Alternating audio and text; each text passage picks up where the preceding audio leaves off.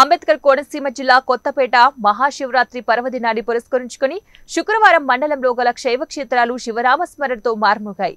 తెల్లవారుజాము నుంచే పెద్ద ఎత్తున భక్తులు కాలువల్లో పుణ్యస్నానాలు ఆచరించారు. సమీపంలో గల శైవ క్షేత్రాలకు వెళ్లి స్వామివారిని దర్శించుకుని ప్రత్యేక పూజలు నిర్వహించుకున్నారు. ముఖ్యంగా ప్రసిద్ధిగాంచిన స్వయంభూ క్షేత్రమైన మండల పరిధిలోని పులివెల శ్రీ ఉమా కొప్పేశ్వర స్వామివారి దేవాలయం నందు తెల్లవారుజాము నుంచే విశేష సంఖ్యలో భక్తులు ఆలయానికి తరలివచ్చి ప్రత్యేక పూజలు అభిషేకాలు నిర్వహించారు. స్వామివారికి ఆలయ అర్చకులు ప్రత్యేక పూజలు అభిషేకాలు చేశారు. తెల్లవారుజాము నుంచే శ్రీ స్వామివారికి దర్శనం కోసం శివాలయం ముందు భక్తులు బారులు తీరారు. వేలాది సంఖ్యలో భక్తులు తరలి రావడంతో ఆలయం భక్తులతో కిక్కిరిసిపోయింది. మరోప్రక్క ఓంకారనాదంతో శివాలయాలు ఎక్కడికక్కడ మార్మోగాయి. భక్తుల ఆలయంలో ప్రదక్షిణలు చేస్తూ హరహర మహాదేవ శంభో శంకర అంటూ శివనామస్మరణతో మార్మోగించారు.